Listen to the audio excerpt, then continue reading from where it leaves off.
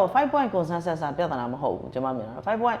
consensus ထဲမှာပါတဲ့အချက်တွေကအဓိကစေအုပ်စုလိုက်ပါပြီးတော့ဆောင်ရွက်ရမယ့်ချက်3ချက်ရှိတယ်ပေါ့နော်အကြမ်းဖက်မှုတွေရပ်တန့်ဖို့ရှိမယ်နောက်ပြီးတော့လူသားချင်းစာနာထောက်ထားမှုဆိုင်ရာအကူအညီပေးရေးကိစ္စတွေကိုပူးပေါင်းဆောင်ရွက်ဖို့ပေါ့နော်ဒါတွေဆောင်ရွက်နိုင်ဖို့လို့နောက်တစ်ခုကကြတော့အားလုံးပါဝင်တဲ့တွေ့ဆုံဆွေးနွေးရေးဆိုတဲ့အဓိကအချက်3ချက်ပေါ့နိုင်ငံရေးကအဲ့ဒီဟာတစ်ခုမှသူမလုပ်ဘူးလေတစ်ခုမှသူမလုပ်ဘူးအဲ့တော့အကြမ်းဖက်မှုတွေရပ်တန့်သလားဆိုရင်ပြီးခဲ့တဲ့9နှစ်ကျော်ကလေးကချမှတ်ခဲ့တဲ့ဒီဘုံသဘောတူညီချက်9ရက်ချမှတ်ပြီးသားနောက်ပိုင်းမှာလူဘယ်နှယောက်ကိုထပ်သက်ပြီးသွားပြီလဲအကျဉ်းသားဘယ်နှယောက်တိုးလာလဲရွာဘယ်နှရွာမိရှို့ပြီးသွားပြီလဲဆိုတော့ကြည့်ရင်သိနိုင်တယ်ဒီအချက်လက်တွေကလိန်လို့ညာလို့ရတဲ့ကိစ္စတွေမဟုတ်ဘူးပေါ့နော်အဲ့တော့ပြောရရင်တော့အာဆီယံအနေနဲ့ကဒီ5 point consensus ကိုဆက်လက်ပြီးတော့ကင်ဆွဲထားဖို့တက်ပေါ့နော်ကျွန်မကတော့အကြံပြုချင်တာကတော့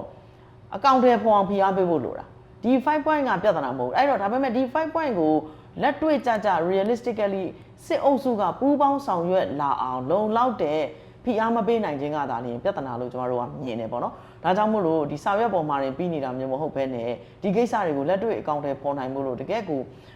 ဘယ်လိုပြောမလဲလက်တွေ့ကြတဲ့နိုင်ငံရေးဖိအားတွေကိုစစ်အုပ်စုကိုပေးဖို့လို့လိုတယ်တန်တမာရေးဖိအားတွေကိုပေးဖို့လို့လိုတယ်သူတကယ်ပူးပေါင်းမဆောင်ရွက်ဘူးဆိုရင်ကျွန်တော်တို့ဒီဘက်မှာပူးပေါင်းဆောင်ရွက်ဖို့လို့ပေါ့နော်အများနဲ့တကားဖွင့်ထားတယ်ပူးပေါင်းဆောင်ရွက်လက်စာတွေလည်းရှိတယ်ပူးပေါင်းဆောင်ရွက်လို့ရတဲ့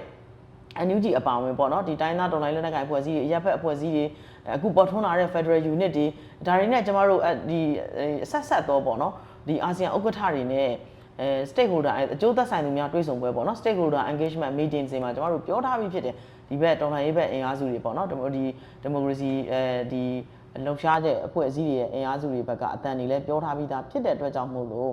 ကျွန်တော်မြင်တာတော့လက်တွေ့ကြတဲ့ဖြစ်ပေါ်တိုးတက်မှုကိုမြင်ကြရင်တော့ဒီထက်ပိုပြီးတော့ထိရောက်တဲ့စူးစီးညီညွတ်တဲ့တန်တမာရေးနိုင်ငံရေးဖိအားတွေကိုပြက်ပြက်သားသားပေးဖို့လို့တော့လိုအပ်နေတယ်လို့ပဲကျွန်တော်တို့အကြံပေးခြင်းပဲပေါ့နော်အဲ့တော့အာဆီယံဘက်ကပေါ့နော်အခုမြန်မာအရေးကင်တွယ်နေတဲ့နေရာမှာအခုဒီအထူးသဖြင့်စစ်ကောင်စီလုပ်တဲ့ရွေးကောက်ပွဲပြီးရဲ့နောက်ပိုင်းမှာသူတို့ဒီဖွဲ့စည်းတဲ့စစ်အစိုးရပုံစံမျိုးပေါ့နော်အဲ့ဒီအဖွဲ့နဲ့သူတို့ပို့ပြီးတော့ဆက်ဆံတဲ့အနေအထားမျိုးတွေရှိလာတာမျိုးထိုင်းကနေပြီးတော့ဝင်ရောက်ဆောင်ရွက်တာတွေနောက်အထူးသဖြင့်ဒီမြန်မာအရေးအထူးကိုယ်စားလှယ်ထားဖို့ကိစ္စတွေပေါ့လေဆိုတော့ဒီပေါ်မှာ NUG ရဲ့သဘောထားဘယ်လိုရှိလဲရှင်ဟုတ်ကဲ့ဒါကတော့နောက်ဆုံးဒီ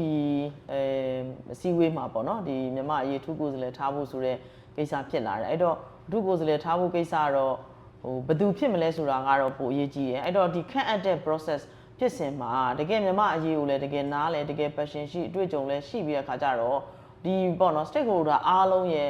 ယုံကြည်စိတ်ချရတဲ့ဒီ ASEAN ရဲ့ course ကိုလည်းပဲတကယ်ကိုမမိတ်မတုံလုပ်နိုင်မဲ့သူမျိုးဖြစ်ဖို့လိုတယ်ပေါ့နော်အထူးသဖြင့်တော့မြန်မာအရေးကိုယုံကြည်ကြည်နဲ့တကယ် passionate ဖြစ်လုပ်နိုင်တဲ့သူမျိုးလုပ်ချင်တဲ့စိတ်ရှိတဲ့သူမျိုးကိုတာဝန်ပေးဖို့တော့လိုအပ်တယ်လို့တော့ကျွန်မဒီလူကပြောချင်တယ်ပေါ့နော်ကျွန်တော်တို့အသေးစိတ်ဘယ်လိုဖြစ်တဲ့နယ်ဆိုတဲ့အကြံပြုချက်တွေကတော့ကျွန်တော်တို့မဟာမိတ်များနဲ့ပေါ့နော်တိုင်ပင်ပြီးတော့မှဒါ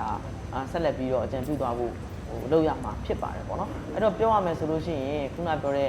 စစ်အုပ်စုနဲ့လည်းပြန်ပြီးတော့ဆက်သွယ်ဆောင်ရွက်လာတယ်ဆိုတာကဒီ envoy တွေအနေနဲ့ကတော့ဒါသူတို့ရဲ့ mandate ပဲဖြစ်တယ်ကျမတို့နဲ့လည်းတွေ့ရမယ်စစ်အုပ်စုနဲ့လည်းတွေ့ရမယ်ထို့အတူတခြားသောမြန်မာအရေးကိုဖြည့်ရှင်းတဲ့နေရာမှာအကျိုးသက်ဆိုင်သူအကုန်လုံးနဲ့တွေ့ရမယ်ဆွေးနွေးရမယ်အတန်တွေကိုနားထောင်ရမယ်ဆိုတာကဒါသူတို့ရဲ့အလုပ်ပဲဖြစ်တယ်ပေါ့နော်အဲ့တော့ကိုလို့ဖို့တော့လိုတာပေါ့ဒါတွေအကုန်လုံးကိုနားထောင်ပြီးတဲ့ခါကျတော့မှခုနပြောတဲ့ ASEAN 5 point frame ထဲမှာဘယ်သူတွေဘယ်အဖွဲ့တွေကအတားဆီးဖြစ်နေတာလဲဘယ်သူတွေကတော့ပူပေါင်းဆောင်ရွက်လို့စိတ်ရှိတာလဲဘယ်သူတွေကတော့အနှောက်အယှက်ဖြစ်နေတာလဲဆိုတော့သူတို့သေချာသုံးသပ်နိုင်မှုလို့တော့အရေးကြီးပါတယ်ဒါပေမဲ့ဒီလိုမဟုတ်ဘဲနဲ့ဒီအဖွဲ့အစည်းပေါ့နော်ဒီ ASEAN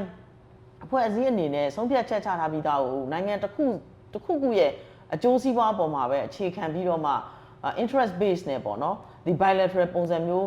လုပ်တဲ့ချင်းကပ်ပုံတွေကိုတော့ကျမတို့ကြီးမားမားသတိထားဖို့လို့တော့လိုတယ်လို့တော့ကျမတို့မြင်တယ်ပေါ့နော်အဲ့တော့အာဆီယံနိုင်ငံတွေထဲမှာလည်းအဲ့တော့အာဆီယံတစုံလုံးခေါင်းဆောင်တွေရဲ့ဆုံးဖြတ်ချက်ချထားပြီးသားကိုအဖွဲ့ဝင်နိုင်ငံတစ်ခုချင်းစီကလေးစားလိုက်နာဖို့လို့တော့လိုတယ် honor လုပ်ဖို့တော့လိုတယ်လို့တော့ကျမမြင်ပါတယ်